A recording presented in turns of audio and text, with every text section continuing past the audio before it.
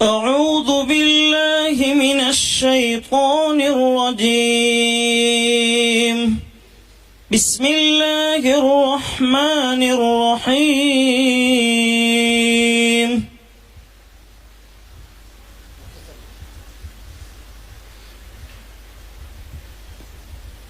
هو الله الذي لا إله إلا هو عالم الغيب والشهادة هو الرحمن الرحيم.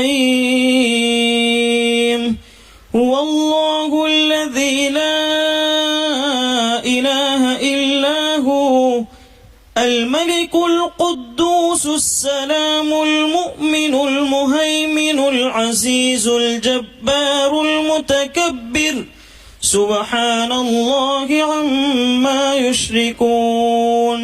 هو الله الخالق البارئ المصور له الأسماء الحسنى يسبح له ما في السماوات والأرض وهو العزيز الحكيم.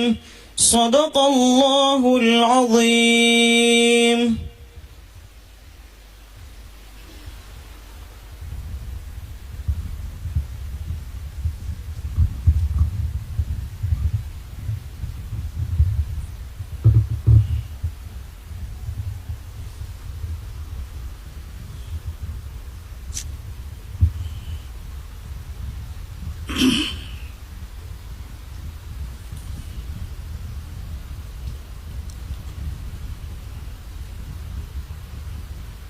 الحمد لله وكفى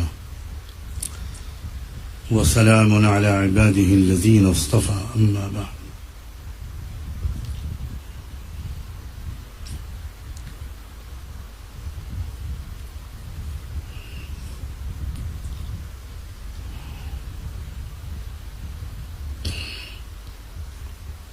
آج کا جو یہ موقع ہے اس میں یہاں بھی ختم قرآن اللہ کی توفیق سے ہوا ہے، اور اس موقع پر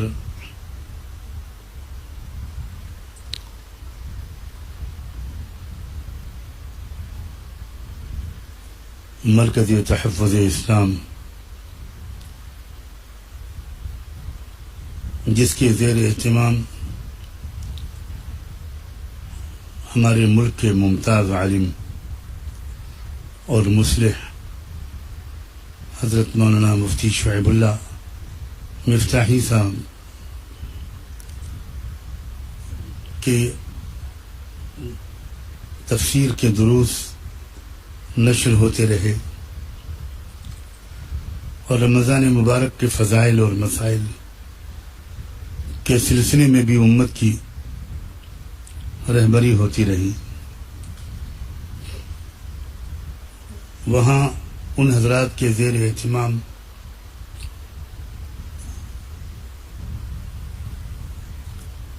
اس سلسلے کی ایک اختتامی نشست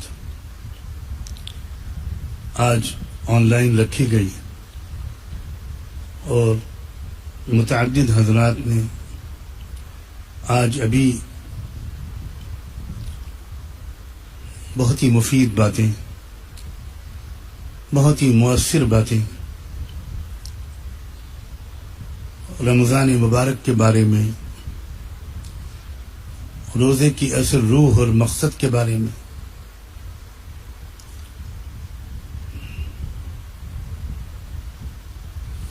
ابھی بیان فرمائیں۔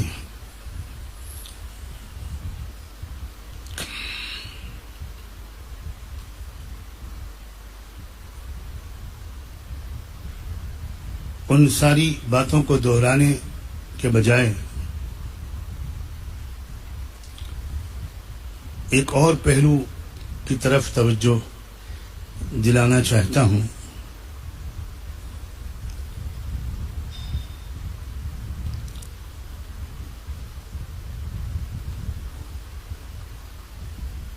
قرآن مجید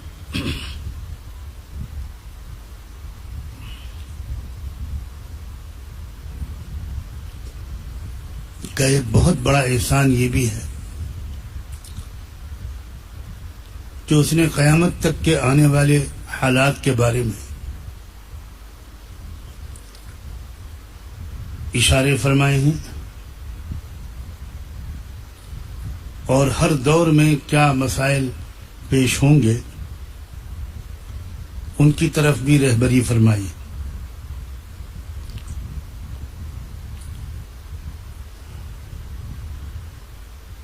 ہم آج کس دور میں گزر رہے ہیں، کس دور سے گزر رہے ہیں، اس کے بارے میں ہمیں جاننا قرآن کی روشنی میں بہت ضروری ہے۔ اور میرا احساس یہ ہے، اور خدا کرے کہ یہ صحیح نہ ہو، کہ جتنے وسیع پیمانے پر اس موضوع پر امت کے سامنے بار بار قرآن کی روشنی میں باتیں آنی چاہیے، اتنے وسیع پیمانے پر شاید نہیں آ رہی۔ اسی لیے ملکی اور عالمی حالات کے بارے میں اکثر مسلمان اور اچھے خاصے دین سے جڑے ہوئے مسلمان مجسم سوال بنے رہتے ہیں کہ یہ کیا ہو رہا ہے، اور یہ اس لیے ہوتا ہے کہ جو کچھ ہو رہا ہوتا ہے ان کو اس کی بالکل امید نہیں ہوتی، اور امید اس لیے نہیں ہوتی کہ انہیں نہیں معلوم کہ یہ جو کچھ ہو رہا ہے اس کے بارے میں قرآن سب پہلے سے بتا چکا ہے۔ اور حامل قرآن رحمت دو عالم صلی اللہ علیہ وآلہ وسلم بھی بہت زیادہ تفصیل سے بتا چکے ہیں۔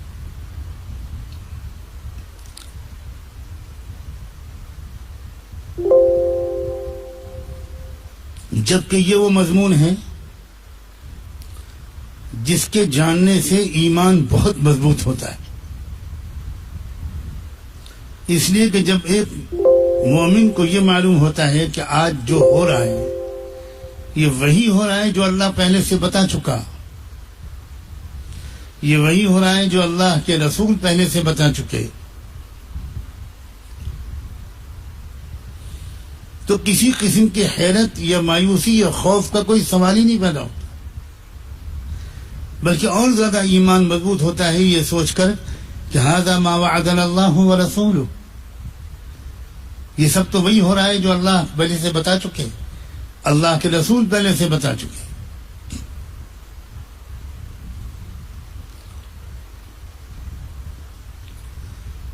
امت کی غالب اکثریت، بہت دکھ کی بات ہے، اور مسجد آنے والوں، 5 وقت نماز پڑھنے والوں کی بھی غالب اکثریت اس پہلو سے بالکل واقف نہیں ہے۔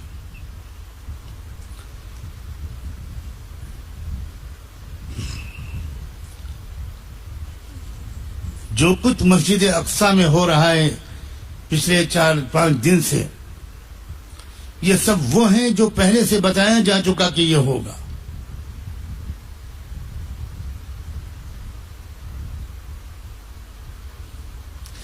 اس وقت بہت شدید ضرورت اس بات کی ہے کہ امت کو بہادری کا پیغام دیا جائے، شجاعت کا، ہمت کا پیغام دیا جائے، مقابلے کی ہمت پیدا کی جائے۔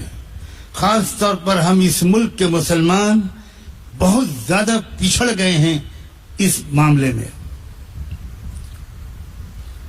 ظاہری طور پر نیک اعمال کرنے والے بھی ڈرے سے ہمیں نظر آتے ہیں، گھبرائے ہوئے نظر آتے ہیں،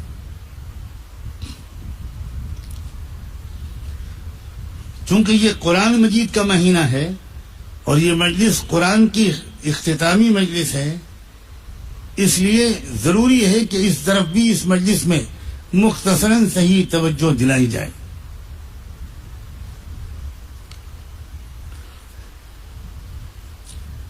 اللہ کے رسول صلی اللہ علیہ وآلہ وسلم نے بہت واضح طور پر فرمایا ہے کہ مشرکین اور یہود یہ آخر زمانے میں بدترین ظلم کریں گے اہل ایمان پر، اور یہ بھی فرمایا ہے کہ درمیان کے کئی امتحانات سے گزرنے کے بعد ایک وقت وہ آئے گا کہ یہود اور مشرکین ان دونوں کا تکبر کا نشہ اتارا جائے گا.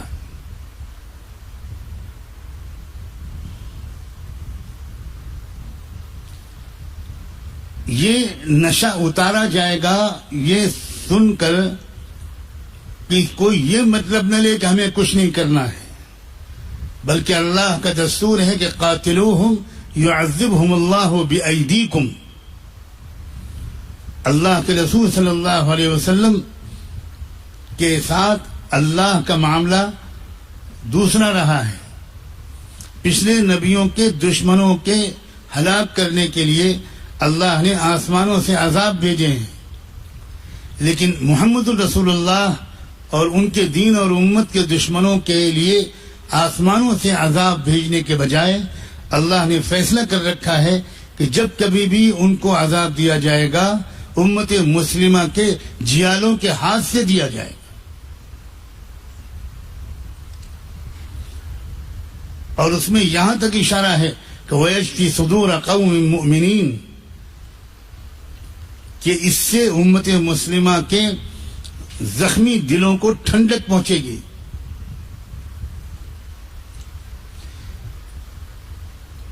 ہمارا فرض ہے بحیثیت طالب علم کے، اور مجھے یہ کہنے کی اجازت دیجیے کہ اگر ہم نے اس اعتبار سے بھی امت کی تربیت نہ کی اور اپنی تربیت نہ کروائی تو ہم عند اللہ پکڑے جائیں گے. یہ ایک فیصلہ کن دور میں امت مسلمہ اور انسانیت داخل ہو چکی ہے، یہ سمجھنے کی ضرورت ہے. ایک دور آئے گا قیامت سے پہلے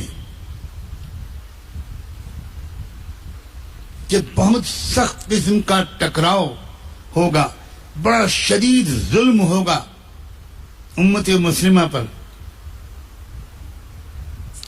زمین ظلم سے بھر جائے گی. یہ ہو کر رہنا ہے، اور شروعات کیا وہ دور بھی اچھا خاصا گزر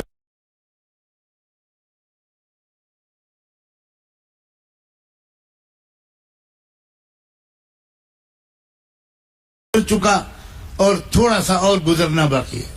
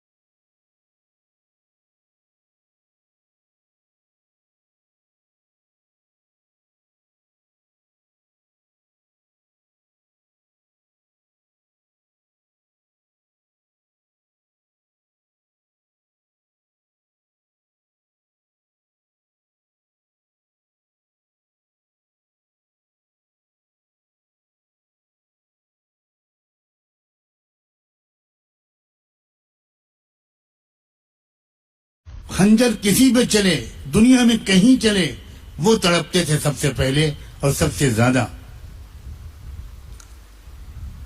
یہ کافی نہیں ہے کہ ہم ان بزرگوں کے کسی خاص دن کے موقع پر ان بزرگوں کے حالات زندگی میں یہ بیان کر دیا کریں کہ ترکی کی خلافت کے لیے وہ کیسے تڑپے تھے، بلقان کی جنگ کے موقع پر وہ کیسے تڑپے تھے، زخمیوں کے علاج کے لیے وہ کیسے تڑپے تھے.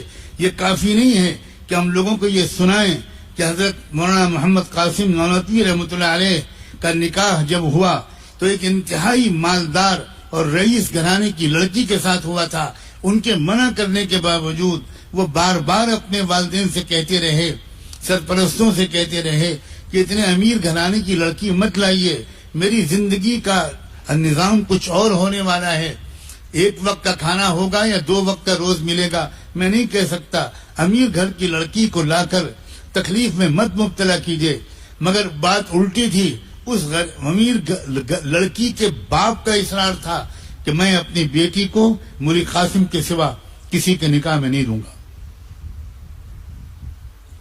چنانچہ وہ لڑکی آئی اور دلہن بن کر آئی، اور محمد قاسم نونوتوی نام کا نوجوان دلہا اپنی سہاگ رات میں اس دلہن کے پاس جب اندر گیا اور سلام دعا ہوئی، ابتدائی باتیں ہوئیں، اور جو نظر پڑی تو سر سے پیر تک وہ دلہن سونے کے زیورات میں لدی ہوئی تھی۔ یہ دیکھ کر ایک دم سے وہ محمد قاسم نونوتوی نام کا نوجوان خاموش ہو گیا۔ کئی منٹ تک جب کچھ نہیں بولا وہ دلہن گھبرا گئی اور اس نے کہا کہ کیا کوئی مجھ سے کچھ غلطی ہو گئی، آپ بالکل خاموش کیوں ہو گئے؟ کئی بار کے اصرار پر کہا کہ نہیں، بات یہ ہے، میں کیا بتاؤں، میں تو تمہارے والد سے کہتا تھا کہ میرے ساتھ تمہارا نکاح نہ کرے، میں چاہتا تھا، اصل میں کیا بتاؤں میری دل کی کیفیت کیا ہے، تم کو سر سے پیر تک سونے میں لدا ہوا دیکھا اور مجھے ادھر زخمی تڑپتے ہوئے نظر آ گئے جن کا علاج میسر نہیں ہے۔ اب میری سمجھ میں نہیں آ رہا میں اپنے دل کی کیفیت کو کیسے نارمل کروں، تم برداشت کر لو، میں بقیہ رات اللہ کے ذکر میں دعا میں گزارتا ہوں۔ کچھ اس طرح کی بات کہی، سلام ہو اس دلہن پر، سلام ہو اس دلہن پر۔ میں یہ بات اس لیے عرض کر رہا ہوں کہ میں جانتا ہوں کہ ہزاروں لڑکیاں اور خواتین بھی روزانہ رات کو اس عاجز کے اور دوسرے اور حضرات کے بیانات سنتی ہیں، ان کو بھی خاص طور پہ مخاطب کر رہا ہوں۔ وہ دلہن اٹھی، کسی کونے میں گئی، سر سے پیر تک کے زیورات اتارے اور کسی چادر دوپٹے میں لپیٹ کر لائیں اور اپنے شوہر دلہا مولانا قاسم کو دیا اور کہا، حضرت جن زخمیوں کے علاج کی ضرورت ہے میری طرف سے یہ تحفہ بھجوا دیجئے، مجھے اپنے گھر سے دور نہ کیجئے، اپنے در سے محروم نہ کیجئے۔ دنیا مولانا قاسم نونوتوی کو جانتی ہے، دنیا جانتی ہے کہ دارالعلوم دیوبند وہ مینار نور، وہ مرکز رشد و ہدایت حضرت نونوتوی کی قربانیوں سے بنا، لیکن دنیا میں کم لوگ جانتے ہیں کہ اس کے بنیاد میں حضرت نونوتوی کے خون پسینے سے زیادہ شاید اس نئی نویلی دلہن کی قربانی تھی۔ میں اکثر کہا کرتا ہوں کہ مردوں کی قربانیوں کو تو تذکرہ ہو جاتا ہے اس لیے کہ ان کی قربانیاں سب کے سامنے ہوتی ہیں، لیکن مستورات کی قربانیاں پردے میں رہتی ہیں ان کے جسموں کی طرح۔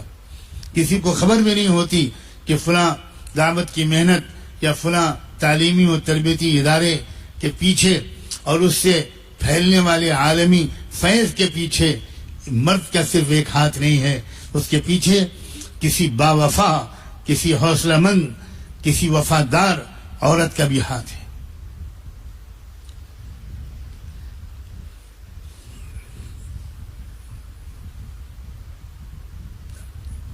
اتنی بڑی تبدیلی آ گئی ہے، ہم اپنے ملک کے مسلمانوں کے بارے میں یہ بات عرض کر رہا ہوں، اتنی بڑی تبدیلی آ گئی ہے کہ ہمارے ملک کے مسلمانوں کا عالم اسلام سے کوئی رابطہ ہی نہیں رہ گیا، کوئی رشتے ہی نہیں رہ گیا۔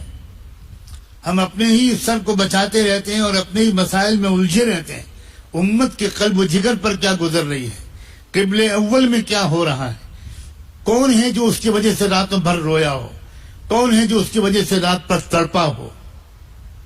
معمولی جگہ ہے مسجد اقصی، یہ مسجد اقصی وہ جگہ ہے جس کے بارے میں اللہ کے رسول نے یہاں تک فرما دیا، تم میں سے جو کوئی مسجد اقصی پہنچ کر اس کی خدمت نہ کر سکے، وہ صرف وہاں کے چراغوں میں جلنے والا تیل بھیج سکے تو بھی ضرور بھیجیں۔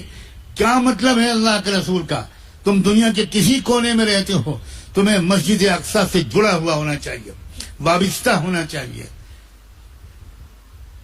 قرآن مجید بتا چکا ہے، قرآن کے سورہ کہف، سورہ بنی اسرائیل میں اشارات آئے ہیں، اور اللہ کے رسول صلی اللہ علیہ وسلم نے صاف فرمایا ہے کہ ایک گروہ ہوگا میری امت میں جو ہر قیمت پر ظلم کے مقابلے میں جمع رہے گا، اس کے پیروں میں ذرا بھی جنبش نہیں آئے گی، زبردست قربانیاں دے گا، ہر قیمت پر وہ ظلم کے سامنے جمع رہے گا، سر نہیں جھکائے گا، سودے بازی نہیں کرے گا، اور اللہ کی مدد ان کے ساتھ ہوگی، اور ایسی مدد آئے گی، ایسی مدد آئے گی۔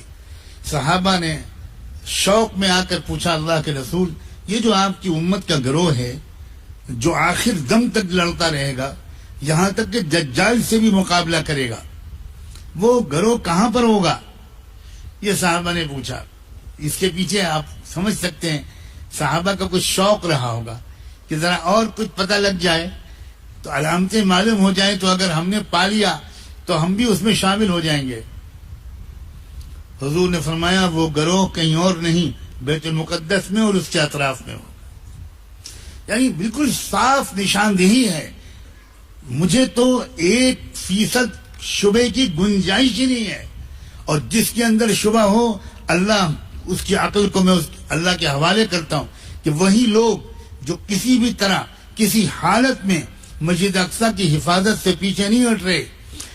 سلام ہو ان لوگوں کو خدا کے بندو کہ ایک رات میں گولیوں کی بوچھار جھیلی، بم جھیلے، گولے جھیلے، لاشیں گری، اور اگلے دن پھر آ گئے، بڑی تعداد میں آ گئے، بڑی تعداد میں لوگ وہاں اعتکاف میں ہیں، متکفین پر اندر مسجد میں گھس کے گولیاں چلائی جا رہی ہیں، نماز پڑھتے ہوئے گولیاں چلائی جا رہی ہیں، عورتیں گر رہی ہیں، مر رہی ہیں، مگر کوئی یہ نہیں کہہ رہا کہ اب کل سے میں وہاں نہیں جاؤں گا۔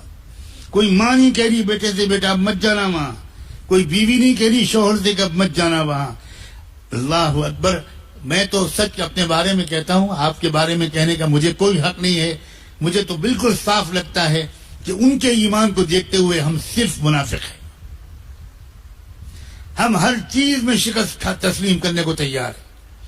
ہم کو جو تم مشرکانہ نعرہ لگوانا چاہو لگوا لو، ہمارے بچوں کو اسکولوں میں جو شرک اور کفر پڑھانا چاہو پڑھا لو، ہم تو سب کچھ گوارا کیے ہوئے ہیں۔ اور جب کوئی اس موضوع پر بولتا ہے تو ہم میں سے کچھ لوگ کہتے ہیں کہ یہ سیاست کی باتیں ہیں، لا حول ولا قوت الا باللہ۔ حد ہو گئی۔ ایمان کی حفاظت کی باتیں کرنا یہ سیاست کی بات ہے، شرک سے بچنے کی باتیں کرنا، توحید سے اپنے کو نسلوں کو بچانے کی باتیں کرنا، اسلام کے مقدسات کی حفاظت کی باتیں کرنا، شاعر کی حفاظت کی باتیں کرنا، یہ سیاست ہے؟ تو پھر انہی لوگوں کی باتیں صحیح ہیں جو کہتے ہیں کہ قرآن کی اتنی آیتوں کو نکال دیا جائے اس لیے کہ یہ سیاست والی آیتیں ہیں، پھر تو انہی کی باتیں صحیح ہیں۔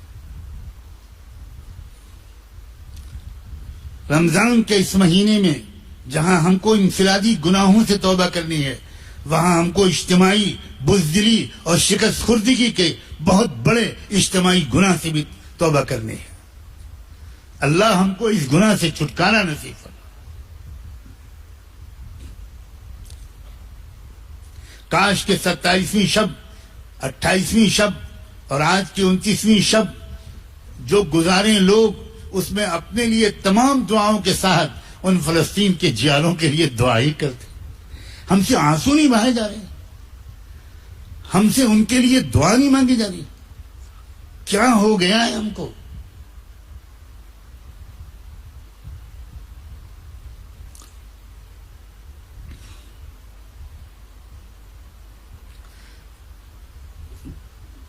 جس قرآن نے ہم کو نماز کی تلقین کی ہے، جس قرآن نے ہم کو روزہ رکھنے کا حکم دیا، جس قرآن نے ہم کو زکوٰۃ اور حج کا حکم دیا، جس قرآن نے ہم کو تقوی کا حکم دیا، اسی قرآن نے ہم کو بہادری کا بھی حکم دیا، شجاعت کا بھی حکم دیا، مقابلے کا بھی حکم دیا، استقامت کا بھی حکم دیا، ہمت اور حوصلے کا بھی حکم دیا۔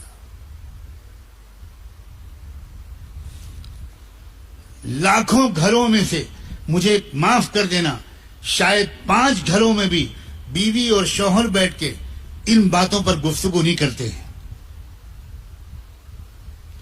علماء کے گھروں میں اس موضوع پر بات نہیں ہوتی۔ ہماری عورتیں بالکل ناواقف ہو گئی ہیں۔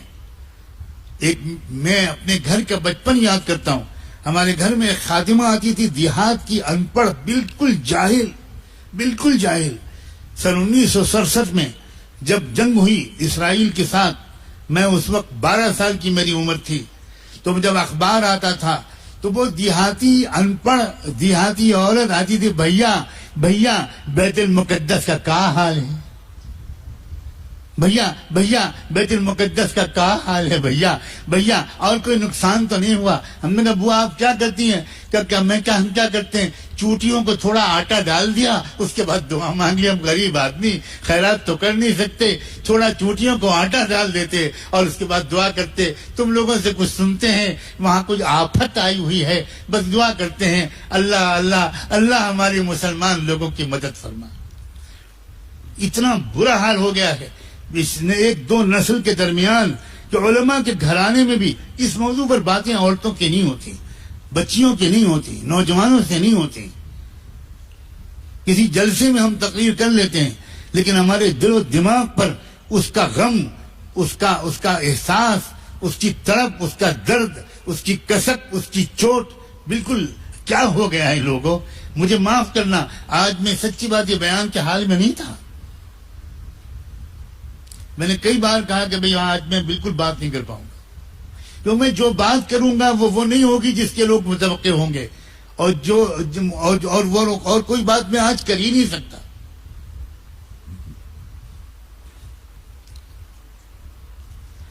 اللہ زندگی میں ایک بار مسجد اقصی پہنچوا دیجئے، ہم جھاڑو ہی لگا دیں وہاں، ہم اور کچھ نہیں کر سکتے، جھاڑو ہی لگا دیں. معمولی جگہ ہے مسجد اقصی. الذی بارکنا حولہ، قرآن مجید میں عجیب ایک جہر ہے، ایک جگہ ہے جس کا تذکرہ اس کے ارد گرد برکت کے تذکرے کے بغیر قرآن نے کہیں کیا ہی نہیں. یا قوم ادخلوا الارض المقدسة التي بارکنا حولها سبحان الذي اسرى بعبده ليلا من المسجد الحرام الى المسجد الاقصى الذي بارکنا حوله. ہر جگہ. یہ کون سی جگہ ہے جس کا تذکرہ اللہ اس کے بغیر کرتے ہی نہیں کہ اس کے چاروں طرف برکت ہے؟ اللہ کیا برکت ہے وہاں؟ یہ برکت ہے، دیکھ لو. اس سے بڑی بھی کوئی برکت ہے کہ وہاں کی 8 سالہ بچی 15-20 فوجیوں کے سامنے کھڑی ہوئی ایمان کی تقریر کر رہی ہے. اس سے بڑی کوئی برکت ہے؟ برکت کہتے ہیں کروڑپتی بننے کو.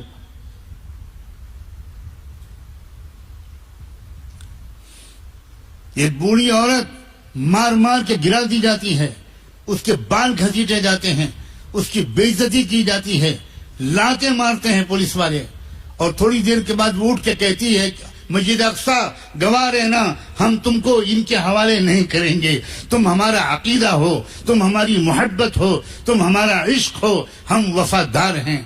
کیا ہیں یہ لوگ؟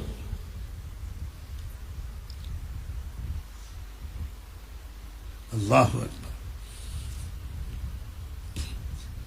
آپ سے میں ہاتھ جوڑ کے کہتا ہوں اتنی دعا مانگ لینا کہ اللہ ہم کو کفر و شرک و ظلم کے سامنے سر جھکانے والا نہ بنائے.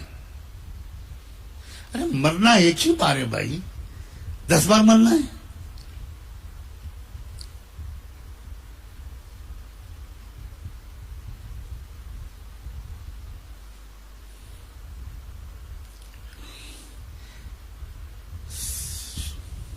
ستائیسویں شب، اللہ اکبر،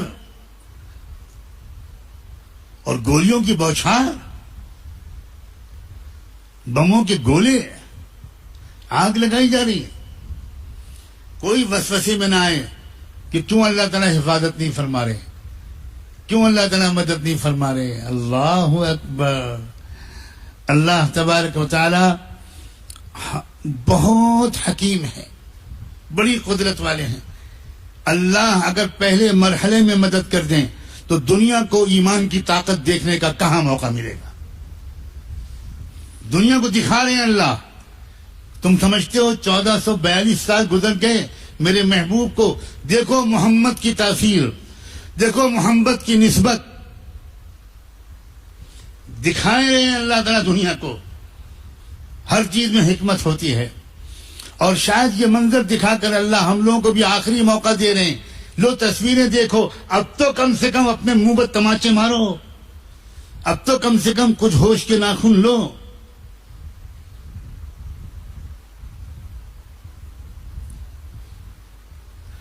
یہ غزہ جہاں راکٹ پہ راکٹ چھوڑے جا رہے ہیں، 250 سے زیادہ راکٹ اب تک چھوڑے جا چکے. سبحان اللہ.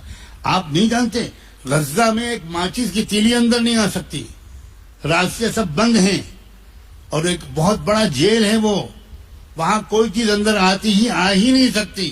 بسکٹ نہیں آ سکتا، بچوں کی چاکلیٹ نہیں آ سکتی. گنتی کے سامان اسرائیل کی فورسز اندر آنے دیتی ہیں. دنیا حیران ہے کہ یہ غزہ کے لوگ یہ کیسے راکٹ بنا رہے ہیں. زمین کے نیچے سرنگیں کھود کر اس سرنگوں میں رہتے ہیں، اس سرنگوں میں راکٹ بنا رہے ہیں، اس سرنگوں میں راکٹ لانچر بنا رہے ہیں، اس سرنگوں کے اندر ہتھیار بنا رہے ہیں، اور سرنگوں کے اندر دوربین لگا کر راکٹ چھوڑتے ہیں. دنیا کے ڈیفنس ٹیکنالوجی والوں کو حیران کر رکھا ہے. 18 سال کا نوجوان، اور وہ اپنے کیپٹن کے سامنے پیش کرتا ہے کہ سر آپ سے دعا کرائی تھی میں نے، 3 دن میں دیکھیے میں نے راکٹ تیار کر دیا سرنگ کے اندر. اسی لیے تو اسرائیل کی تمام تر ٹیکنالوجی، دجالی آنکھیں ان راکٹوں کو کیوں نہیں مار پا رہی؟ وہ دیکھ ہی نہیں پا رہی کہ راکٹ چل کہاں سے رہے. ان کے سیارے فضا میں گھوم رہے ہیں. بھائی تم لوگ پڑھے لکھے لوگ ہو، ان کے سیارے فضا میں گھوم رہے ہیں، ہر طرف سے کیمرے چل رہے ہیں، زمین کے نیچے کے فوٹو کھینچ رہے ہیں، مگر اللہ کی قدرت اور ان مخلصین کی دعاؤں کی برکت کہ آج تک وہ ڈھونڈ نہیں سکے کہ یہ راکٹ بن کہاں رہے ہیں. اور آج قسام والوں نے، ان کی جو فوجی ونگ ہے اس کے لیڈر نے کہا ہے کہ وہ اسرائیلیوں 2014 میں آج سے 7 سال پہلے ہم نے 50 دن تک تمہارے بموں کا مقابلہ کیا تھا، تمہارے ہوائی جہاز کی بمباری کا مقابلہ کیا تھا، پورے ہمارے شہر قبرستان میں تبدیل ہو گئے تھے، اور ادھر سے ہماری راکٹ چلتے رہے، یہاں تک کہ تم نے خود ہم سے صلح کی درخواست کی تھی. میں نے اس وقت مضمون بھی لکھا تھا اداریہ الفرقان میں، مجھے خوب یاد ہے کہ دنیا حیران ہے کہ صلح کا مطالبہ غزہ کے مجاہدین نے نہیں کیا تھا، صلح کا مطالبہ اسرائیل نے کیا تھا کہ بھئی اب ذرا بات چیت کر لو، جنگ بند کر دو. آج اس نے کہا ہے 2014 کے مقابلے میں 7 سال کے بعد ہماری تیاری ہزاروں گنا زیادہ ہے. تیار رہنا، ہم 2 سال تک راکٹ برساتے رہیں گے لیکن سر نہیں جھکائیں گے. اے اللہ، اے اللہ، اے اللہ، ملائکہ اتار دیجئے ان کی مدد کے لیے، مدد کے لیے ملائکہ. ہم لوگوں کو ایمان سکھانے کے لیے ان کو اتنی تکلیف میں مت ڈالیے. ہم مجرم ہیں، کیا پتا اللہ کہے کہ تم منحوسوں کی وجہ سے میں نے وہاں پر اتنا خون بہنے دیا. تمہارے اندر ایمان ہی نہیں آ رہا تھا، تمہارے اندر ہمت، عظیمت، بہادری آئی نہیں رہی تھی. تم تو ہر وقت نمستے اور نمسکار کرتے تھے. تم ذرا سا کسی کو دیکھتے اور مشرکانہ سلام کرنے لگتے تھے. تم نے تو اپنے ایمان کا سودا کبھی 1 روپے میں کیا اور کبھی 50 پیسے میں کیا. تمہارے اندر کوئی غیرت ہی نہیں ہے.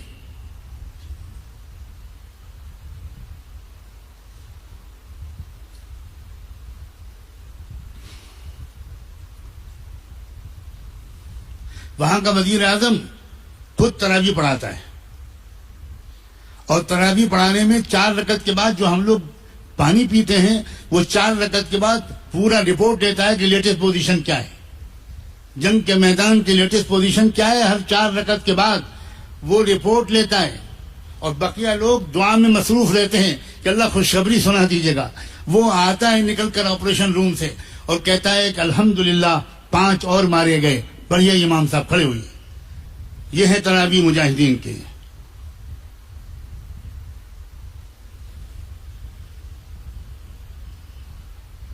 حافظ قرآن ہے وہ اسماعیل حنیہ. اے اللہ اس کو لمبی عمر دینا، اے اللہ اس کی تائید فرما. اللہم ایدہم بروح منک.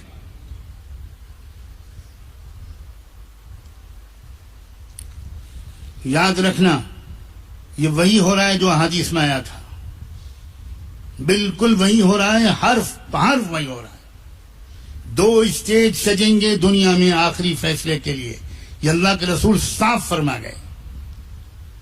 2 عالمی مقامات ہوں گے جہاں آخری ٹکراؤ ہوگا ظلم اور انصاف کا، حق اور باطل کا 2 اسٹیج ہوں گے، اور اللہ گواہ ہے وہ دونوں اسٹیج اس وقت بالکل پکے تیار ہیں. بالکل سب کچھ وہی ہو رہا ہے. ہمارے خطے میں بھی وہی ہو رہا ہے جو اللہ کے رسول نے بتایا تھا، اور سرزمین فلسطین میں بھی وہی ہو رہا ہے جو اللہ کے رسول نے بتایا. یہ دور کیا ہے؟ علماء کو سب سے زیادہ اس وقت، نوجوان علماء سے کہہ رہا ہوں، اس وقت اپنی فکر کا، محنت کا موضوع یہ بناؤ.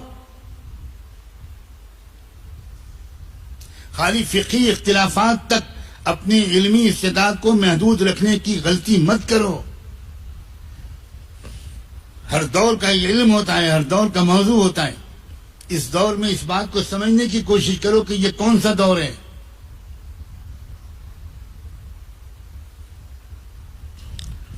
اس دور میں کون سی ہدایات ہیں، اس دور میں کیا سبق ہونا چاہیے ہمارا، اس دور میں شغل شاغل کیا ہونا چاہیے، ہماری غالب فکر کیا ہونی چاہیے.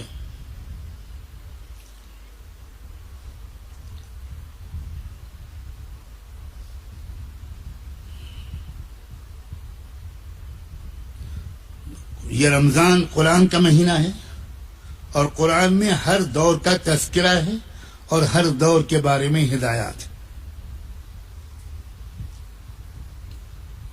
وَلَنُسْكِنَنَّكُمُ الْأَرْضَ مِنْ بَعْدِهِمْ، یہ بھی قرآن میں ہے. وَإِنْ كَادُوا يَسْتَفِزُّونَكَ، یہ بھی قرآن میں ہے. آپ نے اس مرتبہ تراویح میں یہ آیت بھی پڑھی ہے کہ جب یہ لوگ تم کو اپنے ملک سے نکالنے لگیں تو سمجھ جاؤ کہ اب بازی پلٹنے والی ہے. اب نکلنے والے تم نہیں ہوگے، اب نکلنے والے وہ ہوں گے جو تم کو نکالنا چاہتے. اشاروں کو سمجھو.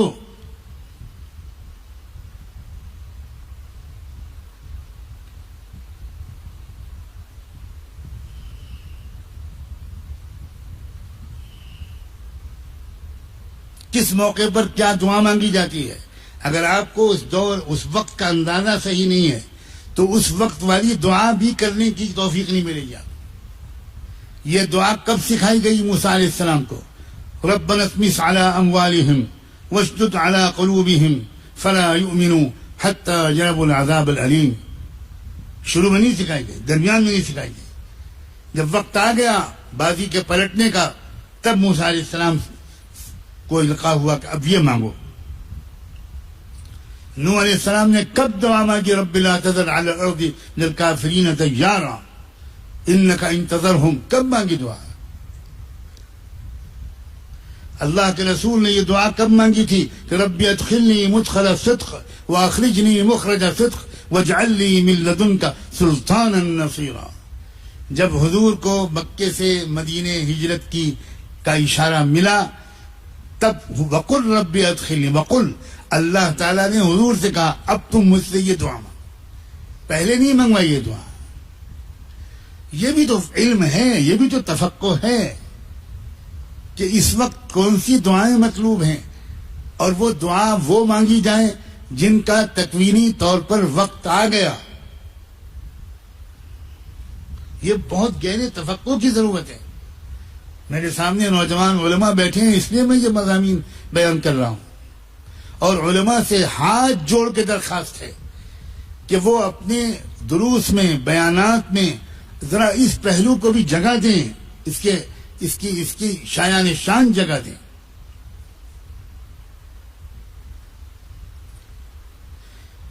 تربیت جو ہوتی ہے یہ ایک ترقی پذیر چیز ہے، دھیرے دھیرے آگے بڑھتی ہے.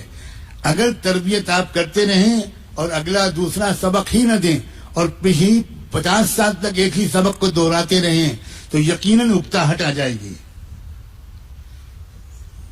بالکل اکتاہٹ آ جائے گی جیسی اس وقت ہے.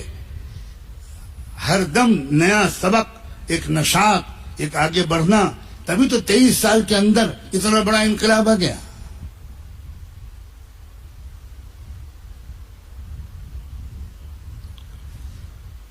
اللہ کرے کہ اس وقت میں نے یہ بات چھیڑی ہے تو لوگوں کو بے وقت کی راگنی نہ سمجھ میں آئے، بلکہ یہ سمجھ میں آئے کہ یہ پہلو بھی اس اختتامی مجلس میں، ایک عظیم عالم کے درس قرآن کے اختتامی مجلس میں یہ موضوع بھی آنا چاہیے اور بار بار آنا چاہیے، اور ہماری گویا اب تربیتی گفتگو میں اس کا بھی ایک حصہ ہونا چاہیے، مناسب حصہ،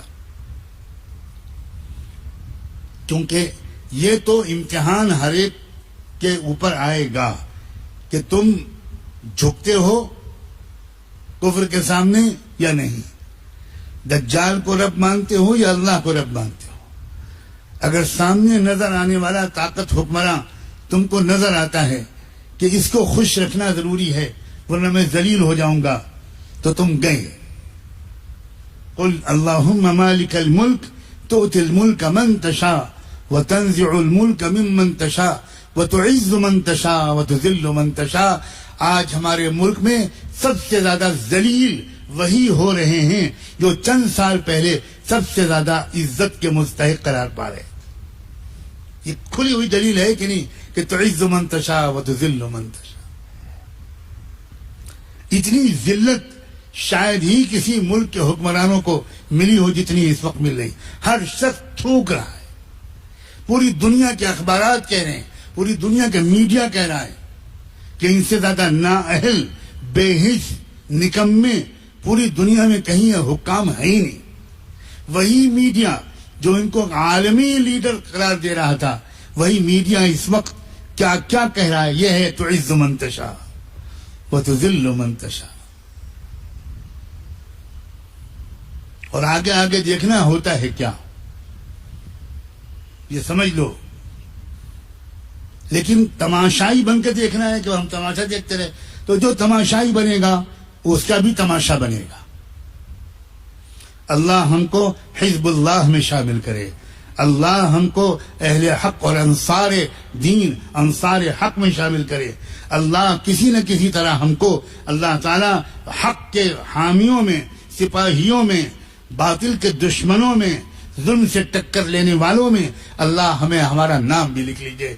یہ ہے ختم قرآن کی سب سے بڑی دعا جو آج ہم کو اللہ کے حضور میں پیش کرنی ہے۔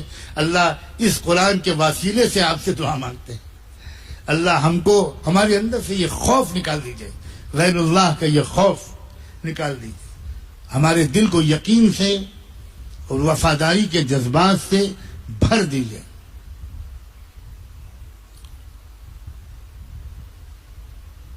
اللہ تعالیٰ آج 29ویں شب ہے، طاق رات ہے، اور ہو سکتا ہے کہ کل اگر چاند ہو گیا تو آج کی یہ رات آخری رات ثابت ہو جائے۔ ایک تو طاق رات ہونے کی فضیلت، ختم قرآن کی فضیلت، اور تیسرے رمضان کی آخری رات کے بارے میں جو اللہ کے رسول نے فرمایا وہ بھی یاد ہوگا آپ کو کہ پورے مہینے جتنوں کی مغفرت ہو چکی، جتنوں کو جہنم سے آزاد کیا جا چکا، ایک آخری رات میں اللہ تعالیٰ اتنی ہی تعداد یا اس سے بھی زیادہ مزید کی مغفرت کر دیتے۔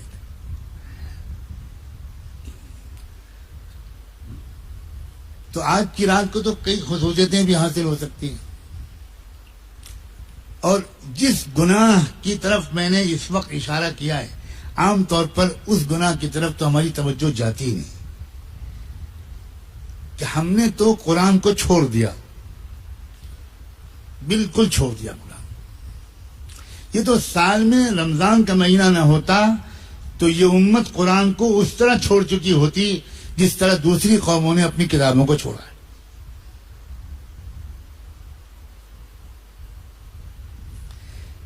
اس لیے اس قرآن میں کیا لکھا ہے، کوئی ان پڑھ ہو، کوئی انگوٹھا چھاپ ہو، کوئی انجینئر ہو، کوئی ڈاکٹر ہو، اس کو بھی فرض ہے کہ وہ کسی عالم کی خوشامد کرے اور کہے 10 منٹ میں ہم کو ایک آیت کا مطلب سمجھا دیجئے، ایک آیت کا مطلب سمجھا دیجئے۔ قرآن میں کیا لکھا ہے، کیسے ضمیر گوارا کر رہا ہے کہ 60 سال کے ہو گئے اور ہم کو پتہ ہی نہیں ہے کہ قرآن میں کیا لکھا۔ رمضان کے بعد کسی طرح مستقل طور پر قرآن مجید کے سمجھنے کی کوشش کریں، اور جو سمجھا سکتے ہیں وہ اپنی سعادت سمجھیں۔ جو عالم ہیں، جو کچھ سمجھا سکتے ہیں، وہ اپنی سعادت سمجھیں، اور جو لوگ بھی ان کے آس پاس ہوں، ساتھ میں ادارے میں کام کرتے ہیں، ان سے کہیں کہ بھائی میں حاضر ہوں، آپ بتاؤ کون سا وقت آپ کے پاس فارغ ہے، ایک ایک آیت مجھ سے آ کر سمجھ لو، بس جاؤ۔ کچھ تو مطلب معلوم ہونا چاہیے کہ قرآن میں کیا ہے۔ واقعی میں بڑے بول سے تو اللہ تعالیٰ سے بہت حفاظت مانگتا ہوں، میری سمجھ میں آج تک نہیں آتا کہ قرآن کے سمجھے بغیر مسلمان جیتا کیسے، کیسے زندہ ہیں لوگ، کیوں ان کے اندر یہ پیاس نہیں لگتی، اس کمی کا احساس نہیں ہوتا کہ بھئی ہمیں تو کچھ تو معلوم ہو کہ ہم امام کے پیچھے کیا سن رہے ہیں، نماز میں کیا پڑھ رہے ہیں۔ جب یہ بات چھیڑو تو ایسی احمقانہ جاہلانہ بحث چلی جاتی ہے، کیا حضرت قرآن کو سمجھے بغیر پڑھنا غلط ہے؟ کیا دو تھپڑ لگائے گئے۔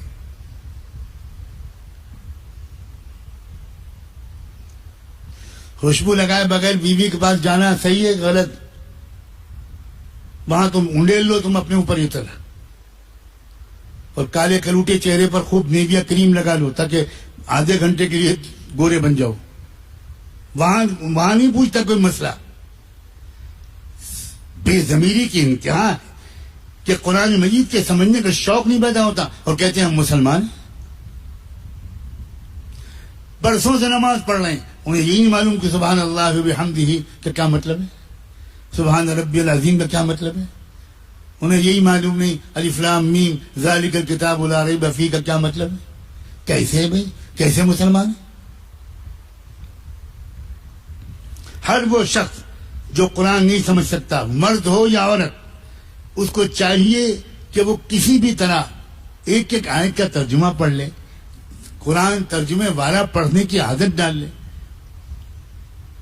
جو پڑھو سمجھ لو، ایک تو ہے تلاوت روزمرہ کی، آپ روزانہ ایک پارہ پڑھ لو، لیکن اس ایک پارے میں سے 2 آیتوں کا ترجمہ بھی پڑھ لو، اور غور سے پڑھ لو کہ یہ مطلب ہے اس آیت کا۔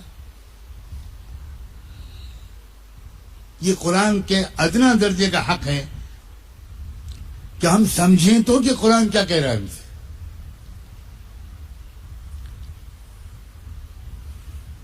اللہ تعالیٰ اپنے کرم سے ہم کو عمل کی توفیق عطا فرمائے۔ دعا کر لیں بھائی۔ سبحان اللہ وبحمدہ، سبحانک اللہم وبحمدک، نشہد ان لا الہ الا انت، نستغفرک ونتوب الیک، نستغفرك ونتوب إليك، نستغفرك ونتوب إليك۔ اللهم صل على سيدنا محمد وعلى آل سيدنا محمد وبارك وسلم۔ ربنا ظلمنا أنفسنا، ربنا ظلمنا أنفسنا، ربنا ظلمنا أنفسنا، وإن لم تغفر لنا وترحمنا لنكونن من الخاسرين، فلا تجعلنا من الخاسرين، فلا تجعلنا من الخاسرین، فلا تجعلنا من الخاسرین۔ اللہ ہم آپ کے بندے، آپ کی بندیاں آپ کے حضور میں حاضر ہیں۔ سب سے پہلے تو اللہ دل کی گہرائیوں سے شکر کی توفیق مانگتے ہیں، آپ نے ہم کو ایمان بھی عطا فرمایا اور قرآن بھی عطا فرمایا، اور قرآن کے پڑھنے اور سننے کی کچھ توفیق بھی عطا فرمائی، اور آج وہ گھڑی بھی آ گئی کہ اللہ اس مہینے میں اللہ رات میں نماز میں کھڑے ہو کر آپ کا یہ پورا کلام پڑھنے اور سننے کی سعادت بھی ملی۔ اے اللہ، یہ آپ کا احسان ہے، یہ آپ کا کرم ہے، اللہ یہ آپ کا کرم ہے، اللہ آپ کا کرم ہے۔ اے اللہ، جو غلطیاں، جو کوتاہیاں، جو بے ادبیاں پڑھنے یا سننے میں ہم سے سرزد ہوئیں اور یقیناً ہوئی ہوں گی، آج ہم ان سب سے آپ کے سامنے معافی کے سائل ہیں۔ معاف فرما دیجئے اللہ، معاف فرما دیجئے اللہ۔ جن ماں باپ کی اولادوں کو آپ نے حافظ قرآن بنایا، ان ماں باپ کو ہزاروں بار مبارک ہو اللہ، ان کو آپ نور کا تاج پہنائیں گے، ان حفاظ کو ایسا مقام دیں گے کہ ان کی شفاعت سے نہ جانے کتنے لوگوں کو جنت میں داخلہ ملے گا۔ اے رب کریم، ان تمام حفاظ کو زندگی بھر اس کو نعمت سمجھ کر آپ کا شکر ادا کرنے کی توفیق عطا فرما، شکر ادا کرنے کی توفیق عطا فرما۔ اللہ، قرآن کے ساتھ قرآن کا ادب نصیب فرما، قرآن کا عشق نصیب فرما، قرآن کی محبت نصیب فرما، قرآن کے ساتھ لمبی لمبی صحبتیں نصیب فرما، قرآن کا تفکر کرنے کا ذوق نصیب فرما، تدبر کا ذوق نصیب فرما۔ اے رب کریم، اس قرآن کو ہمارے حق میں حجت بنائیے گا، ہمارے خلاف یہ سفارشی اور گواہ بن کر نہ کھڑا ہو جائے۔ اللہ دن اور رات قرآن کی تلاوت کی ہمیں توفیق عطا فرما۔ اللہ ہماری تنہائیوں کی وحشتوں کو اللہ قرآن سے دور فرما، ہمیں قرآن سے انس نصیب فرما۔ اللہ قرآن کو ہمارے دل کے لیے نورانیت کا سبب بنا۔ اللہ نور ہے قرآن، اس نور کو ہمارے اندر اتار دیجئے، اللہ اتار دیجئے، اللہ اتار دیجئے، اللہ اتار دیجئے، اللہ اتار دیجئے۔ اللہ ایک ایک حرف میں تو آپ نے نیکیوں کا وعدہ فرمایا ہے، پڑھنے والوں کو بھی اللہ نیکیاں عطا فرما، سننے والوں کو بھی نیکیاں عطا فرما، اور ان نیکیوں کے اثر سے ہماری سیئات کے نحوست کو، نقصان کو اللہ زائل فرما۔ اے اللہ، اے اللہ، اے اللہ، یہ رمضان کی 29ویں رات ہے، کیا پتہ یہی شب قدر ہو،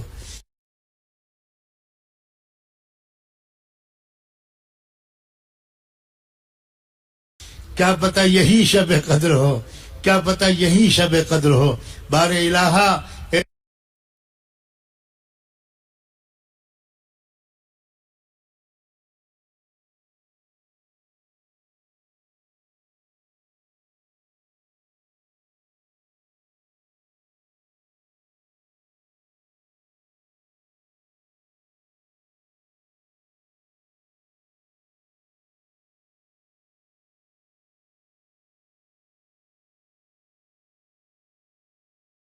وقفوہم انہم مسئولون، روک لو ان کو، روک لو ان کو، ان سے ابھی پوچھا جائے گا، ان کو آگے بڑھنے کی اجازت نہیں ملے گی۔ اللہ اللہ، اگر آپ نے ایک سوال بھی کر لیا، آپ کی ذات عالی کی قسم ہم پھنس جائیں گے۔ زندگی کا حساب تو دور کی بات ہے، ہم تو 1 گھنٹے کا بھی حساب نہ دے پائیں گے، ایک دسترخوان کا بھی حساب نہ دے پائیں گے۔ اللہ کچھ کر دیجئے، اللہ کوئی بہانہ ڈھونڈ لیجئے۔ سنا ہے آپ کی رحمت قیمت نہیں مانگتی، بہانہ ڈھونڈتی ہے۔ اللہ کوئی بہانہ ڈھونڈ لیجئے، آپ سے کون پوچھے گا، آپ سے کون جواب طلب کرے گا۔ اللہ معاف کر دیجئے گا، بغیر پوچھے معاف کر دیجئے گا، بغیر حساب و کتاب کے معاف کر دیجئے گا۔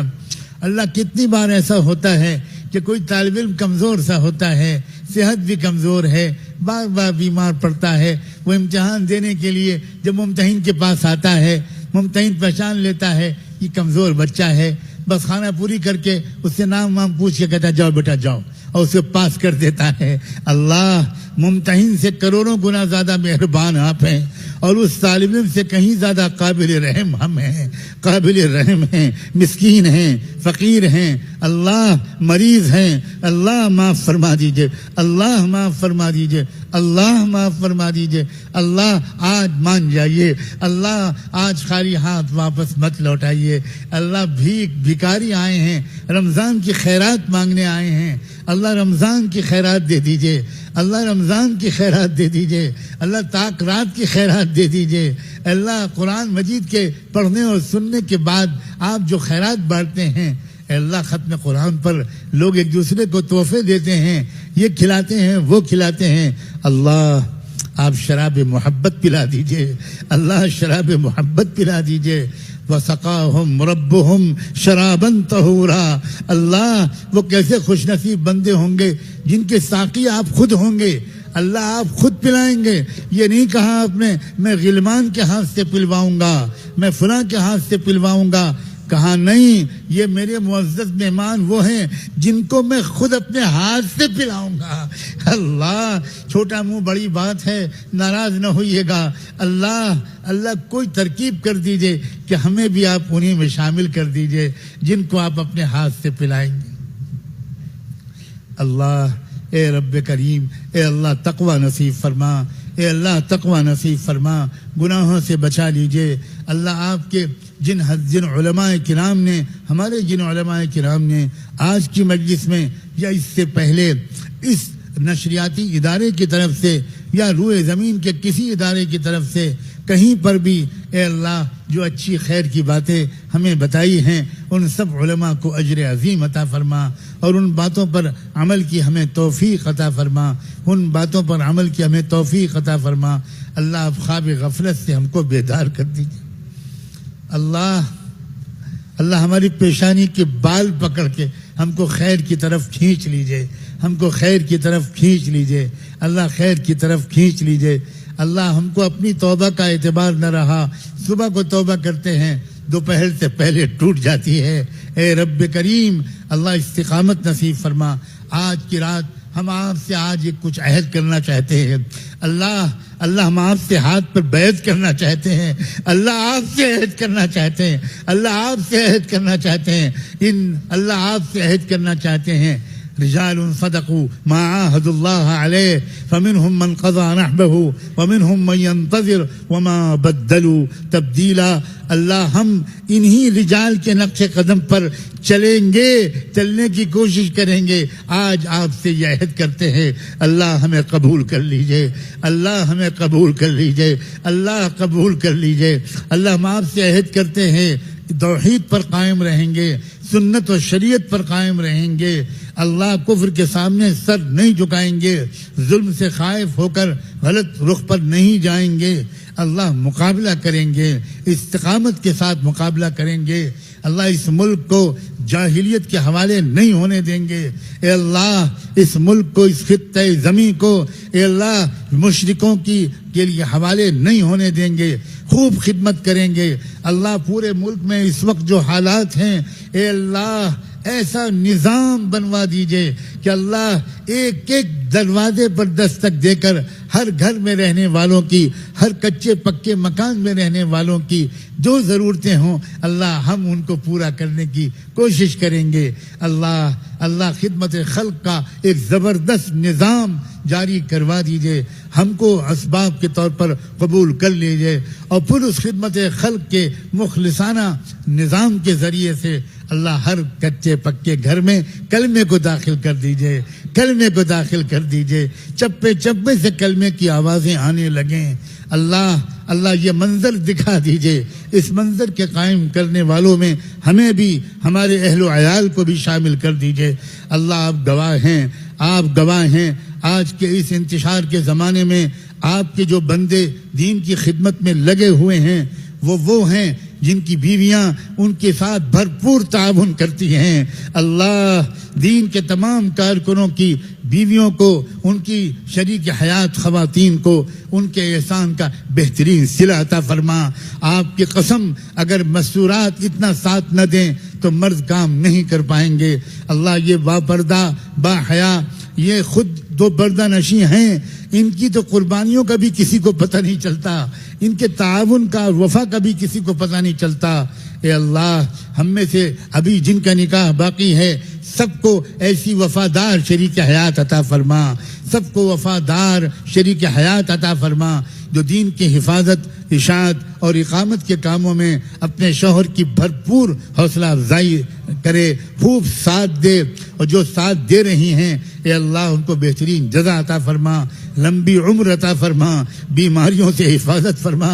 اللہ ہر ماں باپ کے سائے کو تمام اولادوں کے سر پر سائے قائم رکھی ہے۔ اللہ بچوں کو یتیم ہونے سے بچا لیجئے، عورتوں کو بیوہ ہونے سے بچا لیجئے۔ اے اللہ اس موقع پر ہم کیسے بھولے ان نوجوانوں کو، ان لوگوں کو جو جیلوں کی تنہائیوں میں مارے جا رہے ہیں، ٹارچر کیا جا رہا ہے۔ اللہ جنہوں نے جاہلانہ قوانین کے خلاف ہمارے ملک میں احتجاج کیے اور حق کی آواز اٹھائی، ان کو گرفتار کیا گیا، مارا گیا، پیٹا گیا۔ اللہ ہمارے ایک دوست کی ٹانگ توڑ دی گئی، اللہ فریکچر پولیس نے مار کے ہڈیاں توڑ دیں، اللہ لڑکیوں کی ہڈیاں توڑی گئیں۔ اے اللہ ہمارے جتنے لوگ زخمی، جتنے لوگ قیدی ہیں، جتنے جیل میں ہیں، جن پر مقدمات چل رہے ہیں، آج کی رات بار الہ ہم آپ کے قدموں پر اپنا سر رکھ کے دعا مانگتے ہیں، ان کی رہائی کا فیصلہ فرما، جلد از جلد رہائی کا فیصلہ فرما۔ اللہ کتنے ایسے قیدی ہیں اللہ جن کو قید میں گئے ہوئے کئی سال ہو گئے، ہر سال جب عید بقرعید آتی ہے بچے پوچھتے ہیں امی سے امی ہمارے ابو کب آئیں گے؟ ہمارے دوستوں کے کپڑے بھی بن گئے، جوتے موزے بھی آ گئے، اب ہمارے کب آئیں گے؟ ماں اپنے آنسوؤں کو چھپانے کی کوشش کر کے بچوں سے کہتی ہے اب بیٹا بس آنے والے ہیں، دعا کرو. اور اس کے بعد چپکے سے دوسرے کمرے میں جا کر تکیے میں منہ چھپا کر وہ غم زدہ ماں پھوٹ پھوٹ کے روتی ہے. اے اللہ ان غمزدہ عورتوں کی سسکیوں کو سن لیجئے، ان کی بیویوں کی آہ و کراہ کو سن لیجئے. اے اللہ انصاف کا فیصلہ کر دیجئے، اللہ جلدی انصاف کا فیصلہ کر دیجئے. اے رب کریم، اے اللہ ہم کیسے بے حس ہو گئے ہیں کہ ہمیں تو اپنے ان محسنوں کی یاد بھی نہیں آتی، ان کی خیریت بھی نہیں پوچھتے، ان کے گھر والوں کا حال کا تفقد بھی نہیں کرتے. اے رب کریم اس نفسا نفسی سے ہم کو چھٹکارا عطا فرما، اجتماعیت نصیب فرما، اجتماعی شعور نصیب فرما، اجتماعی فکر نصیب فرما. تعاون علی البر والتقوی ہمارا شعار بن جائے. اے اللہ اے اللہ اے اللہ مان جائیے. اللہ اس چھوٹی سی جگہ پر مٹھی بھر آپ کے بندے بیٹھے ہیں اور پتہ نہیں کہاں کہاں آپ کے بندے اور بندیاں آمین کہہ رہے ہوں گے. بار الہ ہم فقیروں کو دیکھ لیجئے، ایک بار رحمت کی نظر سے دیکھ لیجئے. ایک نظر ڈال دی آپ نے رحمت کی، پیار کی، مغفرت کی، جہنم سے آزادی والی. اللہ تو ہمارا کام بن جائے گا، آپ کا کچھ نہیں بگڑے گا، ہمارا کام بن جائے گا. بار الہ واسطہ دینا چاہتے ہیں آپ کو. اللہ رمضان کا واسطہ، قرآن کا واسطہ، حامل قرآن محمد مصطفیٰ احمد مجتبیٰ کا واسطہ. اللہ ان کے پیروں پر جب ورم آ جاتا تھا ان لمحات کا واسطہ، ان کے پیٹ پر بندھے ہوئے پتھروں کا واسطہ. اللہ ان کی بھوکی بیٹیوں اور بیویوں اور نواسوں کا واسطہ. اللہ فاطمہ اور حسن اور حسین کا واسطہ. اللہ خدیجہ، عائشہ، زینب، کلثوم، رقیہ کا واسطہ. اے اللہ اس لمحے کا واسطہ جب حضور نے گھر میں پوچھا تھا کہ بھئی مہمان ہے، کچھ ہے، تو امون مومنین عائشہ نے کہا تھا ایک کھجور کے سوا کچھ نہیں ہے. اللہ اس لمحے کا واسطہ جب ایک عورت بچیوں کو لے کر 2 بچیوں کو گود میں لیے ہوئے آئی اور آ کر دروازے پہ سوال کیا کہ اب کچھ ہو تو ماں دے دو. حضرت عائشہ کے گھر میں صرف ایک کھجور تھا، وہ کھجور نکال کے لائیں اور اس عورت کو دے دی.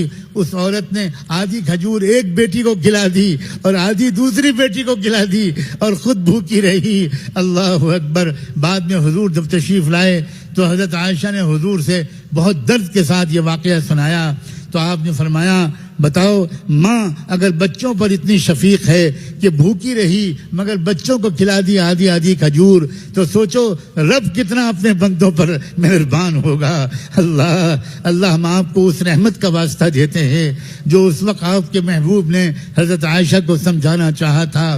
اللہ اس لمحے کا واسطہ جب حضور پاک صلی اللہ علیہ وسلم دوپہر کے وقت میں مسجد نبوی میں آئے تھے اور وہاں پہلے سے بیٹھے ہوئے تھے صدیق اکبر، عمر فاروق، بہت دیکھ کر حیران رہ گئے. ان دونوں سے پوچھا کیسے آنا ہوا تو انہوں نے کہا کہ اب کیا آپ سے چھپانا، کچھ بھی نہیں ہے، کئی دن سے کچھ کھایا نہیں ہے، بھوک سے بےتاب ہو کر مسجد میں آ کے بیٹھ گئے ہیں. اللہ کے رسول نے اپنا ایک ہاتھ ابو بکر کے کندھے پر رکھا، دوسرا ہاتھ حضرت عمر کے کندھے پر رکھا اور کہا جس ذات نے مجھے حق کے ساتھ بھیجا ہے، جس بھوک سے بےتاب ہو کر تم دونوں آئے ہو، اسی بھوک سے بے قرار ہو کر میں بھی آیا ہوں. آؤ. اب حضور فوراً ان دونوں کو لے کر گئے اور اپنے میزبان ابو ایوب انصاری کے گھر پر گئے. اللہ ان کی بیوی گھر پر تھیں، ابو ایوب نہیں تھے.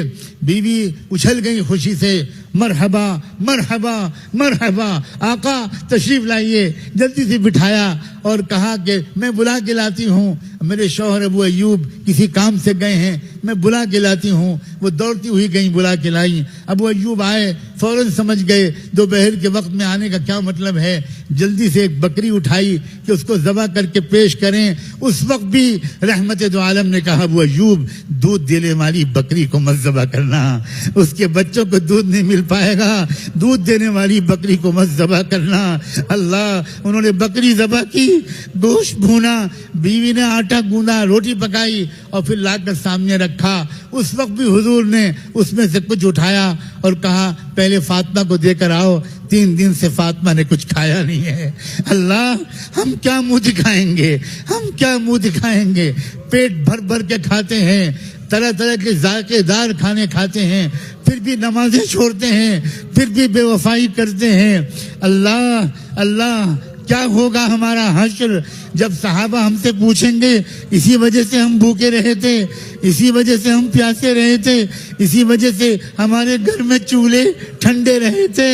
اللہ، اس وقت اللہ آپ کو کہیں غصہ نہ آ جائے کہ ان کو پکڑ لو، ان کو پکڑ لو، ان کے نام تو حسن اور حسین رکھے گئے، ان کے نام تو ابوبکر و عمر رکھے گئے، ان کے نام تو ابراہیم و اسماعیل رکھے گئے، محمد اور احمد رکھے گئے، مگر ان کا کردار کافروں فاسقوں والا تھا۔ آج میں ان کو نہیں بخشوں گا، آج میں ان کو نہیں بخشوں گا۔ بار الہ، ہمیں غفلت سے چھٹکارا عطا فرما، اللہ چھٹکارا عطا فرما۔ شیطان نے ہمیں جکڑ لیا ہے، ہمیں رہا کروا دیجئے۔ نفس نے ہم کو ادنا غلام بنا لیا ہے، اللہ ہم کو آزادی دلا دیجئے، آزادی دلا دیجئے، آزادی دلا دیجئے، آزادی دلا دیجئے۔ اے اللہ، اے اللہ، جی چاہتا ہے پوری رات دعا مانگتے رہیں، مانگتے رہیں، مانگتے رہے، یہاں تک کہ دعا کے بیچ میں آپ ملک الموت میں کو بھیج دیں، کہتے ہیں بلا لاؤ، بلا لاؤ اس کو۔ اللہ اللہ اپنے کرم سے اللہ اچھی زندگی عطا فرما، وقت مقرر پر اچھی موت نصیب فرما۔ اور کیا بہترین موت ہوگی اگر آپ نے ایسی موت عطا کر دی کہ حج مبرور ملا، اور حج مبرور کے بعد مدینہ منورہ حاضری بھی ہو گئی، اور وہاں صلاۃ و سلام بھی پڑھ لیا، اور ریاض الجنہ میں نماز پڑھنے کھڑے ہوئے، اور وہیں سجدے کی حالت میں آپ اپنے پاس بلا لیں۔ جنت میں بلانے کے بعد اگر آپ موت دیں گے تب تو شاید آپ جنت سے نکال کر جہنم میں نہیں بھیجیں گے۔ اے اللہ، اے اللہ، آسان اور ایمان کامل پر موت عطا فرمائیے گا، اور جب تک زندہ رکھیے گا ایمان کے ساتھ رکھیے گا، نیک اعمال کی توفیق کے ساتھ رکھیے گا۔ اللہ اللہ گناہوں سے اور برائیوں سے حفاظت کے ساتھ رکھیے گا، اور یہ اللہ عزت، عافیت اور صحت اور قوت کے ساتھ رکھیے گا، اور جب وقت مقرر آئے تو آسان موت دے کر ایمان کامل پر اپنے پاس بلا لیجیے گا۔ اللہ، ہم سب جتنے یہاں بیٹھے ہیں یا دور دراز جہاں جہاں لوگ آمین کہہ رہے ہیں، اور یا پوری امت کی جو بھی ضروریات ہیں، ہر فرد بشر کی الگ الگ تمام ضروریات کو پورا فرما، تمام پریشانیوں کو دور فرما۔ اللہ، تمام مقاصد حسنہ میں کامیابی عطا فرما۔ اے رب کریم، آج جو مانگا ہے وہ بھی دے دیجیے گا، جو نہیں مانگ سکے وہ بھی دے دیجیے گا۔ ایک آخری التجا یہ ہے کہ ہم سب کے نام لے کر رحمت دو عالم صلی اللہ علیہ وآلہ وسلم کی خدمت اقدس میں ہم سب کی طرف سے اللہ درود و سلام بھجوا دیجیے ان پر اور ان کی آل پر، ان پر اور ان کے اہل بیت پر، صحابہ اور صحابیات پر، ازواج مطہرات پر، ذریت طیبہ پر، اور ان کے نقش قدم پر چلنے والے تمام صالحین و صالحات پر، اور انہی کے راستے پر جینے اور مرنے کی ہم سب کو توفیق عطا فرما۔ وصلی اللہ تعالی علی خیر خلقہ سیدنا محمد وعلی آلہ وصحبہ اجمعین برحمتک یا ارحم الراحمین۔